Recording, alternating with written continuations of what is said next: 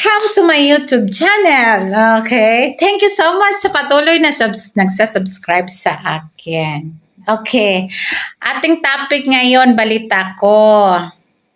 Si Dasyang hinimatay na ng tataas ng hyper.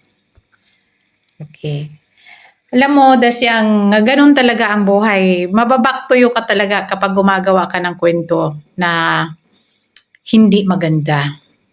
By the way, walang problema gumawa ka ng email, tapos pangalan ko ilagay mo, then i-screenshot mo, then i-post mo. Wala namang problema yan. Hindi naman ako apektado dyan. Kasi alam ko naman kasi ang laro mo, lahat puro katampalasan, kasinungalingan. Kaya nilalaro ko yung tinggil mong maitim. So, dapat, kaya nga sabi namin, talagang ito si Dasyang grabe gumawa ng kwento. Mag-post ka with conversation. Hindi yung gumawa ka ng email ad, tapos ipopost mo, tapos sasabihin mo, nakita ko sa messenger ko. No. Diba? Huwag mong sabihin na yung mananakot ka, ipopost mo sa yung mga trickings ko. Why problema?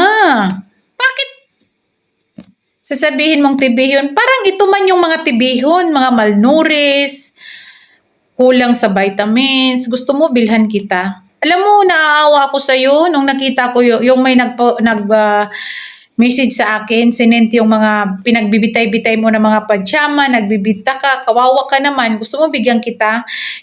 Magkano kaya yung worth ng mga ilang pipiraso ng mga pajama? Diba? So alam ko naman, talagang walang-wala ka. Wala kang kapera-pera, sikap ka ng sikap mag-post. Pero malayo yung life mo sa akin.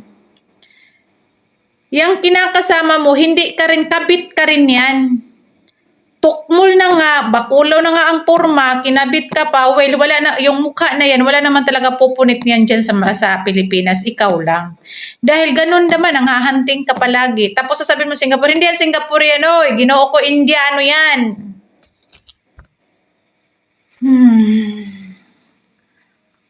Strong ang dugo ko. Strong yung mga chikiting ko. Kaya hindi apektado dyan ang mga lalaki na yun. Kaya nga, sabi ko sa'yo, well, kausap ko yung isang kamag-anak ng ama ng anak ko. Sabi nila, hindi daw nila nga alam kung anong nangyari kang solidad. Bakit siya nagkaganon? Hindi man lang niya una daw tiningnan yung itsura ng pamilya niya at siya. So, gawin mo kung anong gusto mo. Hindi ko naman, kasi alam mo kasi, Dasyang, feeling mo astig ka. Which is, wala ka naman.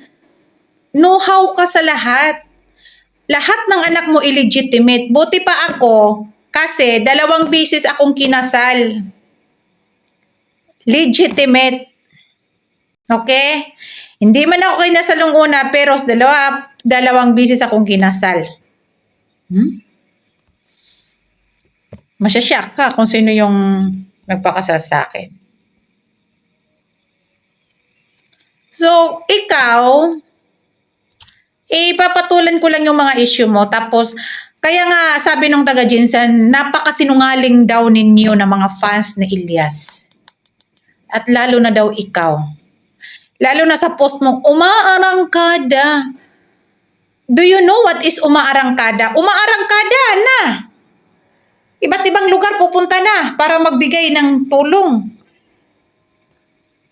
Tapos 100 sak na tag 5 kilo, yun ba yung umarangkada? Wala nang kasunod?